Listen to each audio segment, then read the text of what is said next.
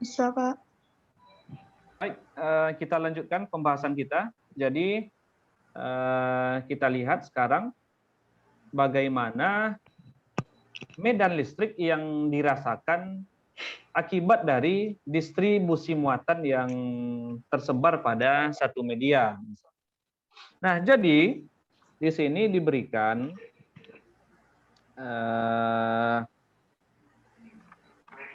saya ingin memberikan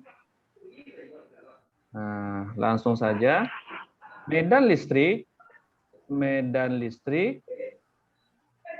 yang dihasilkan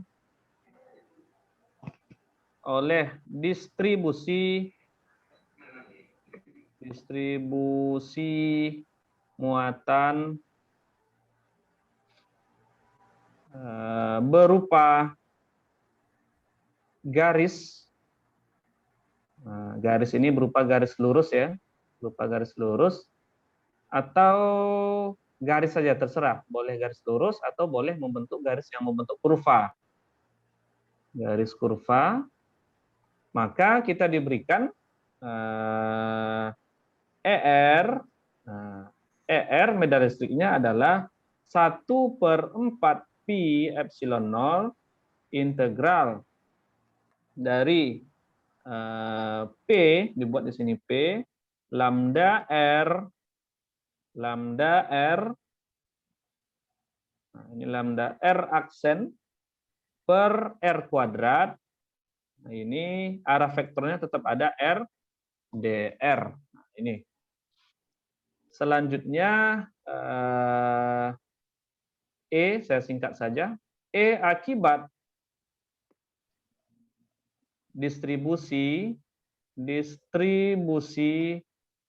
muatan pada area dA, misalnya pada elemen area dA atau permukaan, ini permukaan ya, permukaan atau surface, maka E sama dengan dirumuskan 1/4 pi epsilon 0 ini integral surface, yaitu sigma. Sigma ini adalah rapat muatan persatuan area sebagai fungsi R aksen dibagi R kuadrat jaraknya dikali vektor R integralnya terhadap luasan dA. Ini apabila terhadap luasan dA. Atau bisa juga E itu diakibatkan oleh E akibat distribusi muatan pada volume. Jadi ada kumpulan muatan yang membentuk volume, yang ada volumenya. Nah, kalau volume itu biasanya elemennya adalah elemen dV ya, kalau volume. Nah, ini sama dengan E sebagai fungsi R-nya sama dengan 1/4 pi epsilon 0 integral volume, ini volume, rho rapat muatan per volume sebagai fungsi R aksen dibagi dengan R kuadrat. Nah, ini ada fungsi vektornya R dan ada dV. Kadang di buku itu dibuat d tau boleh, kadang dibuat dV, terserah. Yang jelas intinya hasil daripada integrasi ini adalah volume dari medianya.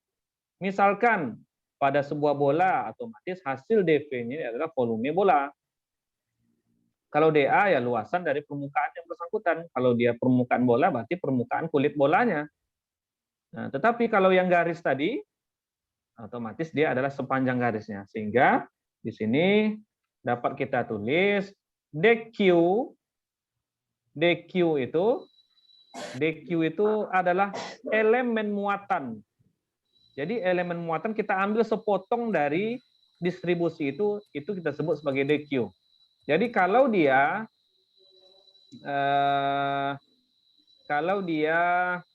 berbentuk garis, maka ini bisa kita buat dalam lambda dr. Tetapi ini kadang bisa juga ditulis menjadi atau lambda dl ya. Kadang ditulis lambda dl atau lambda dr, terserah ya. Yang jelas maksudnya adalah berupa garis. Kemudian kalau dia berupa luasan tadi, dq-nya elemen muatannya itu adalah sigma dA. Apa itu sigma? Sigma rapat muatan per satuan luas. Dan kalau dia volume, maka ini dibuat rho dV.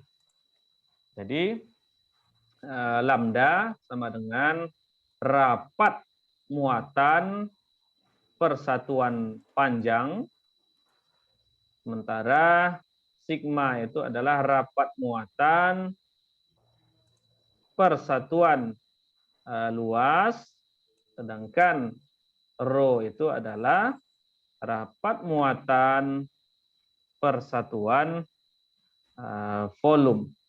Jadi seperti itu. Rapat muatan per satuan volume. Nah, ini ada contoh.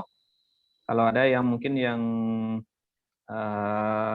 sudah print buku buku Griffith ini, misalnya ini ada sebuah muatan yang berupa garis yang terdistribusi muatannya pada garis ini. Misalkan garis ini panjangnya adalah dari sini, ini kita anggap titik 0. Nah, di sini adalah plus L dan di sini ada minus L. Lalu kita ingin melihat, nah seperti ini, titik ini dinamakan titik P. Nah, tentukanlah E pada titik P misalnya. Jadi apabila kita lihat sistem ini, tadi dikatakan pada garis ini terdistribusi muatan di mana kerapatannya adalah lambda dl misalnya, karena dia berupa L atau panjang bukan kurva. Kalau dr itu biasanya berupa kurva ya, misalnya dia circle atau lingkaran, garis lingkaran itu kita pakai dr ya. Tetapi kalau dia berupa garis yang lurus seperti ini biasanya kita pakai dl, lambda dl. Lambda, ingat tadi adalah rapat muatan per satuan panjang. Sehingga P yang kita rasakan di sini adalah dampak dari semua muatan yang berada pada garis minus L sampai ke L ini. Jadi tidak hanya satu muatan saja yang mempengaruhinya, melainkan semua muatan yang terdistribusi pada garis ini ya. Jika kita lihat ini, kira-kira panjangnya ini berapa? Ini panjangnya adalah 2L ya. 2L panjangnya. Nah, sehingga kalau kita ambil, maka dapat ini kita buat garis seperti ini. Nah, jadi ini P-nya, inilah elemen DL-nya itu ya. Elemen DL itu di sini. DL sama kita ambil juga ke sebelah kanan. Misalnya, nah ini kita ambil elemen DL. Nah, ini jaraknya apa? Jaraknya tentu ada R, jarak vektornya. Kemudian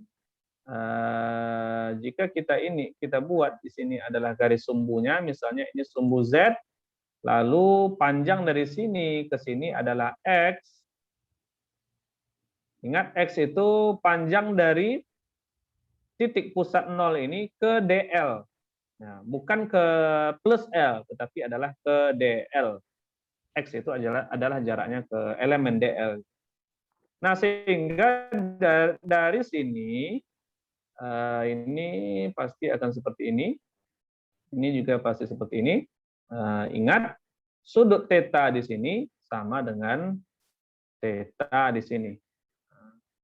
Sudut P di sini sama dengan sudut P di sini. Nah, itu yang pertama yang harus kita gambarkan ya. Sehingga dari gambar ini, kalau kita tuliskan persamaan kita tadi untuk elemen panjang adalah ER sama dengan 1/4 pi epsilon 0 dikali, nah, ini elemen panjang P lambda R aksen dibagi dengan R kuadrat, ini vektor R-nya dikali DL misalnya, kita pakai DL misalnya. Nah, sehingga di sini komponen yang harus kita ketahui dari soal ini adalah arah vektor R, di mana arah vektor R ini mewakili arah vektor medan listrik E, dan besarnya R itu sendiri, magnitudo R. Dari sini magnitudo R dapat kita cari, magnitudo R ini dapat kita cari dari hubungan Pitagoras ini ya, di mana apabila ini yang ke atas ini adalah sumbu Z, misalnya ini adalah Z, maka R ini, R kuadrat sama dengan X kuadrat ditambah Z kuadrat. Atau R sama dengan akar dari X plus Z kuadrat kuadrat. Nah, itu yang pertama yang kita peroleh.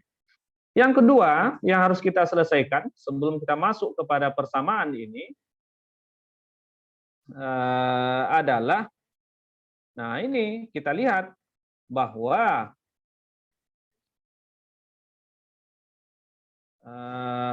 apa yang kita bisa ambil di sini, kita ambil garis perpotongan ini, lalu kita buat di sini. Nah, seperti ini misalnya. Ini tadi adalah E-nya ke sini.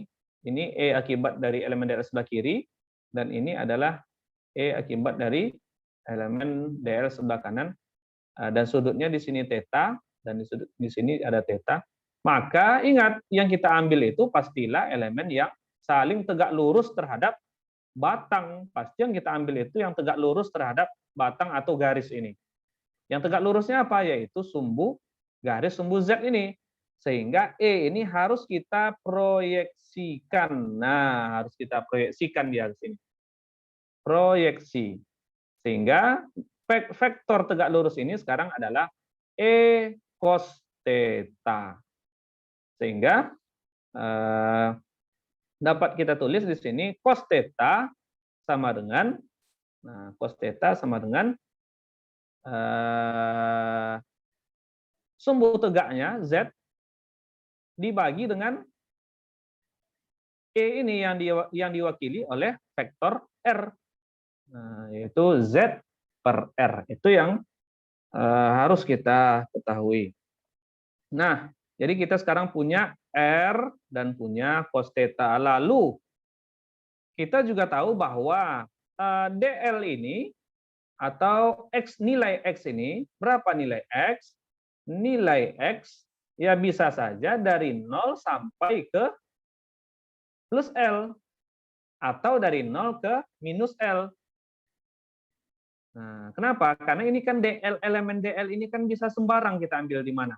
Bisa saja di sini kita buat elemen DL-nya. Dan bisa saja mendekati 0. Seperti itu.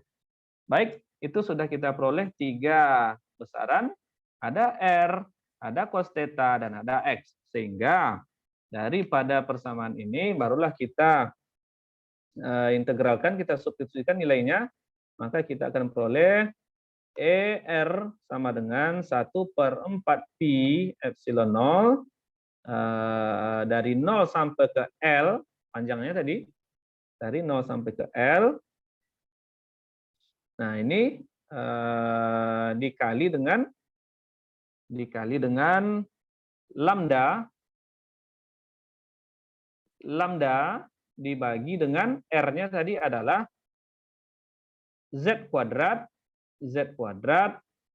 ditambah X kuadrat pangkat, nah ini pangkat 3/2. Pangkat 3/2. Dari mana datang pangkat 3/2? Ingat, tadi R sama dengan pangkat R tadi adalah X kuadrat tambah Z kuadrat ya. Tadi R-nya pangkat setengah. Sementara R kuadrat. Halo, tes. Ayo suaranya boleh diinikan dulu. Bisa Pak, bisa masuk Pak suaranya. Oke. Nah jadi ini R ini adalah R kuadrat. R ya, kalau R kuadrat berarti X kuadrat tambah Z kuadrat. Ingat ini adalah X kuadrat. Tetapi di sini kita punya dua medan listrik ya. Kita meninjaunya dari sebelah kiri dan sebelah kanan sehingga kita akan memperoleh dua di sini. Dua, kemudian pangkatnya juga akan kita peroleh 3/2 ya, 3/2 dx di sini. Dx atau dl terserah boleh. Dx atau dl sehingga apabila ini kita integralkan kita akan memperoleh ER sama dengan 2 lambdanya adalah konstan. Sekali lagi lambda itu konstanta kerapatan muatan persatuan panjang 2L per 4pi epsilon 0. Nah, integral dari 0 sampai L dari X, integral dx-nya adalah X, dan ada Z kuadrat muncul di sini ya. Nanti boleh dianalisa kira-kira dari mana datang Z kuadrat, akar Z kuadrat ditambah X kuadrat, ini cuma matematisnya saja, dari 0 sampai L. Apabila kita masukkan nilai L-nya, maka kita akan peroleh ER sama dengan 2 lambda per 4pi epsilon 0 X akan dapat L dibagi dengan Z kuadrat. Kemudian tadi sebentar, oke, Z kuadrat, kemudian di bawahnya ada Z kuadrat ditambah ini akan ditambah dengan L kuadrat seperti itu, lalu sama dengan nah ini. Jadi kalau kita lihat di sini tadi lambdanya sebentar saya lihat lambdanya adalah lambda dr, lambda dl ya. Sehingga kalau di sini kita akan memperoleh, kalau di buku ini dibuatkan lambdanya itu dibuat sebagai fungsi daripada Z ya. Jadi diberikan pada soalnya diberikan, jadi pada soal kita ini lambda Z. Sehingga kalau diberikan nilai seperti itu, kita bisa memasukkannya ke sini ya. Tadi saya tidak masukkan nilainya. Lambda Z atau Z-nya saya coret, maka akan tinggal 2 lambda L dibagi 4pi epsilon 0 dikali dengan 1 per Z akar Z kuadrat tambah L kuadrat. Nah, apa maksudnya? Maksud daripada medan listrik yang dirasakan di titik P tadi, pada garis tadi, ternyata sangat dipengaruhi oleh berapa jarak Z atau jarak terdekat dari dari titik kita merasakan medan listriknya itu. Berapa jarak Z di sini, berapa jarak ini, dan berapa panjang L-nya. Jadi sangat berpengaruh. Jika kita lihat dari persamaan ini, apabila kita ingin merasakannya sangat jauh, Z-nya sangat jauh, atau Z jauh lebih besar daripada L, apa yang kita peroleh? Maka, sekali lagi, jika kita merasakannya dari titik yang sangat jauh, atau Z-nya jauh lebih besar daripada L-nya, maka ya kita nilai daripada L itu bisa kita abaikan. Atau E sama dengan 1/4 pi epsilon 0 2 lambda L per Z kuadrat. Dari mana datangnya ya? Karena L-nya kita abaikan, maka akar yang di dalam akar ini akan tertinggal Z kuadrat saja. Akar Z kuadrat adalah Z dikali Z kuadrat keluar ya. Nah, seperti itu. Kemudian sebaliknya,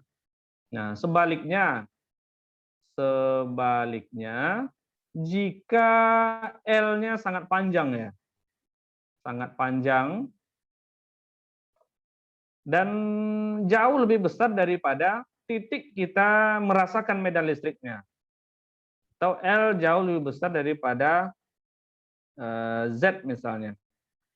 L jauh lebih besar daripada Z. Apa yang terjadi? Maka persamaan kita akan menjadi 1/L ya. Maka 2pi ini akan kita peroleh E sama dengan 1/4 pi epsilon 0 dikali dengan 2.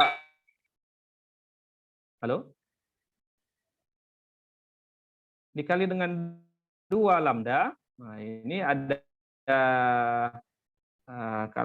pernya di bawah tadi, pernya kita akan peroleh Z akar Z kuadrat tambah L kuadrat ini ya, kalau L-nya jauh lebih besar daripada Z, maka hasil daripada yang di bawah ini ya sama saja dengan Z ya. Karena Z kuadrat ini nilainya bisa kita abaikan, dan tinggal L kuadrat, akarnya adalah L dikali Z. Sesuatu yang sangat besar dikali dengan sesuatu yang jauh lebih kecil. Artinya ya bisa diabaikan juga, itu L. Artinya E sama dengan 1/4 pi epsilon 0 ini per 2 lambda per L. Nah, seperti itu ya. Jadi ternyata sangat berpengaruh panjang L dan jarak kita mengukur medan listrik itu sendiri atau Z-nya itu ya, sangat berpengaruh. Jadi itu contoh untuk yang distribusi muatan pada yang berbentuk segaris ya. Dan bisa saja misalnya seperti ini, berapa medan listrik total pada pusat bola, misalnya kalau seperti ini, dan muatannya terdistribusi pada kulit bola, nah otomatis ini akan saling E pada pusat bola, kira-kira berapa? E pada pusat bola, apabila pada permukaan bola ini terdistribusi muatan dengan rapat muatan sigma misalnya, nah kita tahu kalau di pusatnya itu pasti dia akan saling cancel ya, akan saling menghilangkannya. Yang berada di sini medan listrik yang dirasakan oleh titik pusat ini akibat yang berada di vertikal bawah sini misalnya akan saling cancel dengan yang berada di muatan akibat elemen muatan yang di atas. Sebaliknya yang berada di kiri saling cancel dengan yang di kanan, begitupun sebaliknya semuanya. Artinya E pada pusat bola akibat distribusi muatan permukaan bola itu sama dengan 0. Seperti itu. Baik, sampai di sini ada pertanyaan. Silahkan kalau ada pertanyaan. Izin Pak dari OV nih mau nanya. Oke, silakan. Oh, tadi di akar itu Pak Z kali akar dari Z pangkat 2 ditambah L pangkat 2 nih. Nah, yang ini Pak ya pas. Tadi Bapak bilang sesuatu yang besar jika dikalikan dengan yang sangat kecil bisa diabaikan. Itu konsep dasarnya dari mana ya Pak? Terus contoh kalau misalnya dibuat di angka itu seperti apa? Sekian Pak. Oke, seperti ini. Jadi Misalnya seperti ini.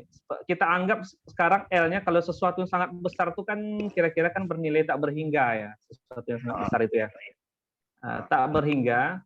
Jadi misalnya kita punya nilai yang nilai Z ini jauh lebih kecil daripada tak berhingga. Misalnya 2 misalnya. 2 plus tak berhingga. 2 plus tak berhingga itu kan masih kita anggap tak berhingga nilainya. Iya kan? Iya, Pak. Iya, iya. Kira-kira seperti itu. Tak berhingga ini sehingga tak berhingga dikali tak berhingga kuadrat, akarnya tak berhingga, dan dikali dengan 2. Di luarnya misalnya. Tadi Z-nya 2. 2 dikali tak berhingga, hasilnya ya masih Tak berhingga. Tak berhingga. Jadi masih L juga dia. Walaupun ini kecil jauh lebih kecil dari tak berhingga ini, tetap hasilnya kira-kira tidak berhingga. Konsepnya seperti itu ya. Atau kita tahu juga konsep-konsep tak berhingga itu misalnya misalkan contohnya apa, 1 dibagi tak berhingga ini hasilnya, atau berapa, 2 atau 5 misalnya seperti ini kan sama dengan kita anggap sesuatu di bagian sangat besar, habis dia mendekati 0, dia limitnya itu mendekati 0 ya, seperti itu. Jadi 5, 1, 0,5, 0,2 ditambah dengan tak berhingga itu kita anggap hasilnya masih tak berhingga.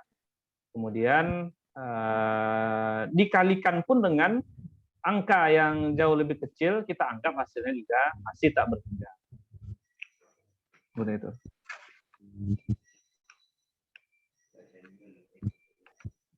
Silakan kalau ada yang lain atau ada pertanyaan lain, silakan.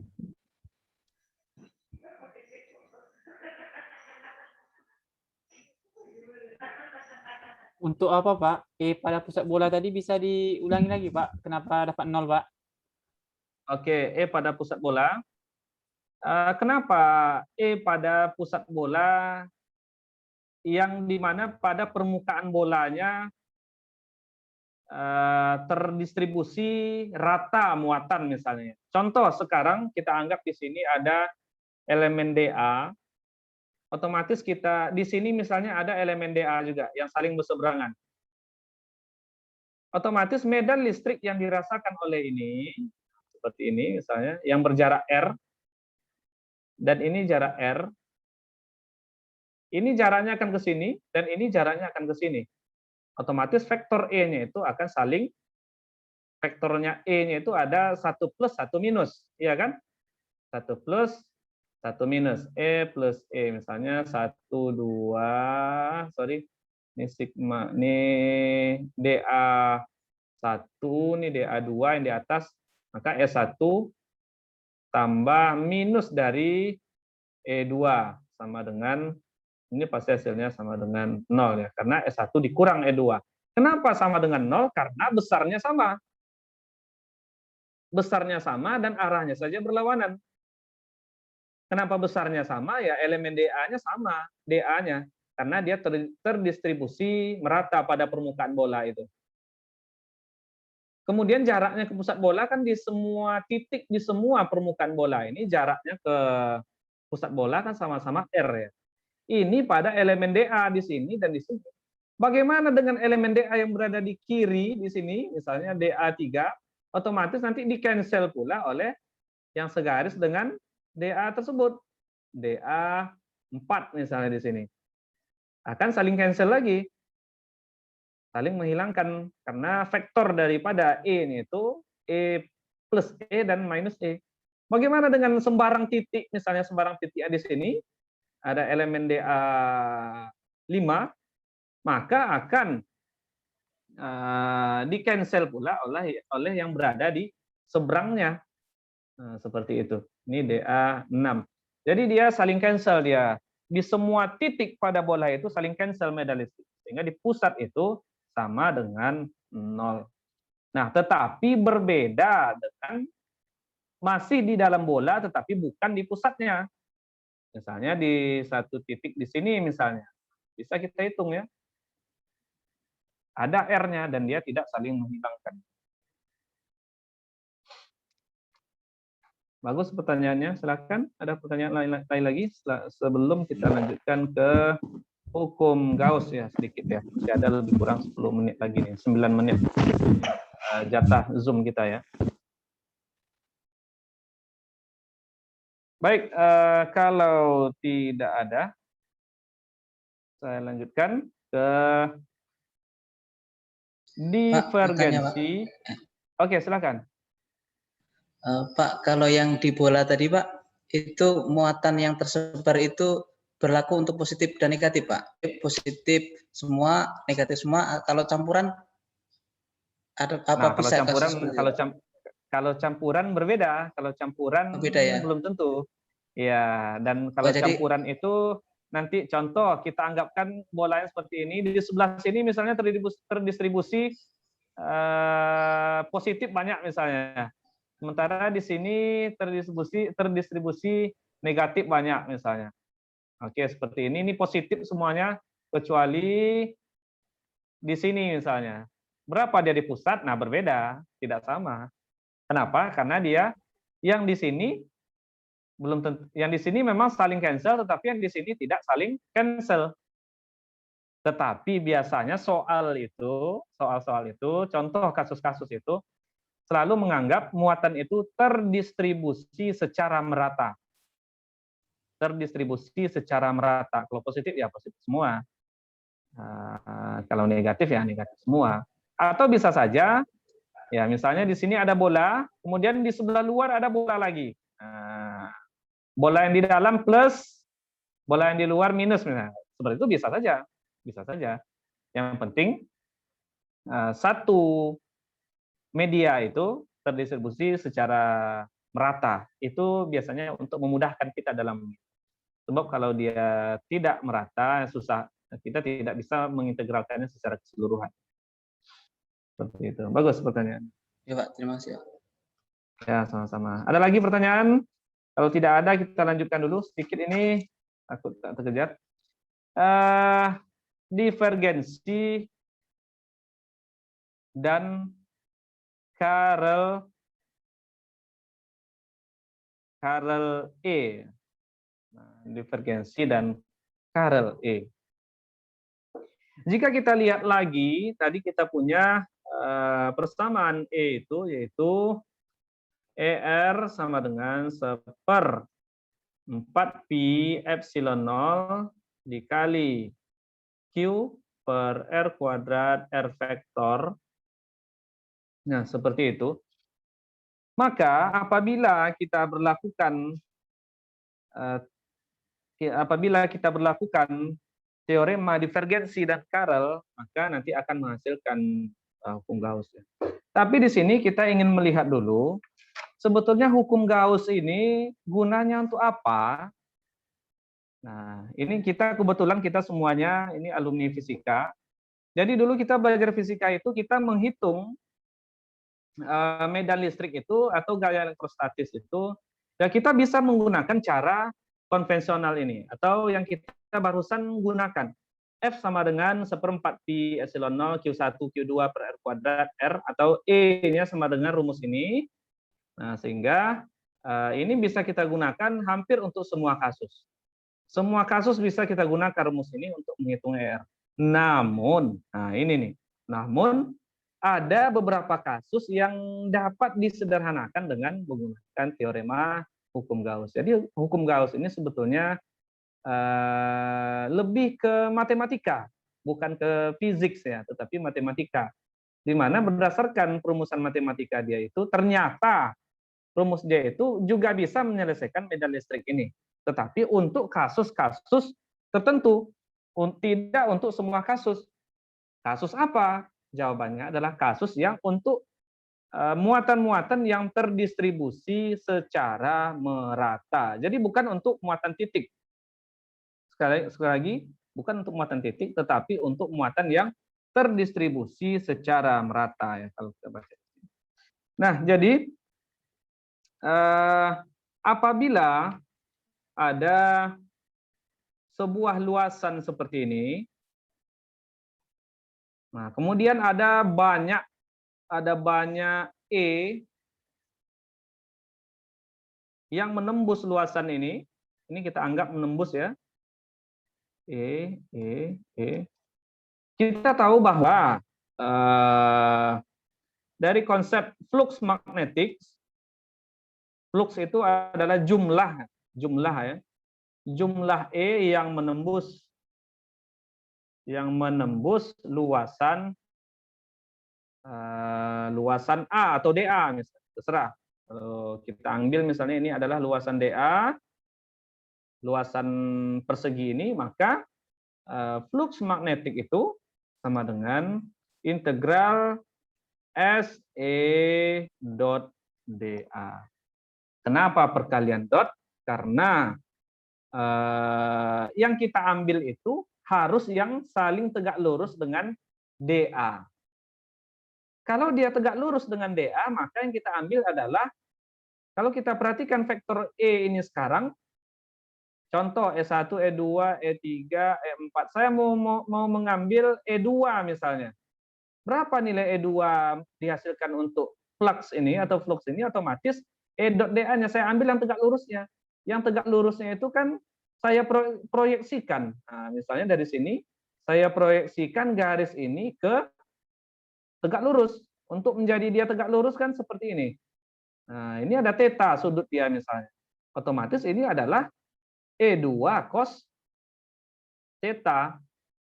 Sama, E1 juga yang bagian komponen tegak lurusnya adalah E1 cos theta proyeksinya. E3, E4 terserah E mana saja, proyeksinya adalah E cos theta.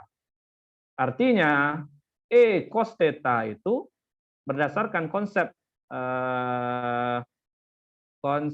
yang kita pelajari pada minggu kemarin, konsep analisis vektor, maka yang menghasilkan cos theta adalah perkalian dengan konsep dot product. Kenapa? Karena E dot DA itu adalah EDA cos theta. Cos dia, E dot DA itu adalah cosnya. Nah, jadi itulah alasan kenapa flux itu sama dengan E dot DA ini ambil, bukan E cos theta. Kalau E cos theta artinya E-nya saling sudutnya 0. Maaf, maksud saya bukan diproyeksikan ke tegak lurus, tetapi berhimpitan dengan bidang DA. Kita kan maunya adalah yang tegak lurus ya. Nah, fluxnya. Sehingga untuk luasan DA itu di sini, kalau pada buku ini untuk sembarang luasan DA, untuk sembarang luasan DA, maka diintegralkan integral E dot DA sama dengan integral dari 1/4 pi epsilon 0. Nah, ini masih Q per R kuadrat dikali dengan vektor R. Nah, ini nih yang penting. Lalu bagaimana dengan komponen vektornya itu sendiri, atau dot DA-nya itu? Dot DA-nya itu adalah, ini saya sambung di bawah, R kuadrat sin theta d theta dp. Pi R. R vektor. Nah, yang ini nilainya sama dengan, nilai totalnya ini sama dengan 1/epsilon 0 Q. Aduh, waktu kita sudah ini ya. Jadi nanti setelah ini saya akan bagikan lagi linknya sebentar ya setelah ini. Sebab ini tinggal less than 1 minute ya. Nah, kenapa? Karena R kuadrat akan saling cancel dengan R kuadrat ini. Kemudian sin theta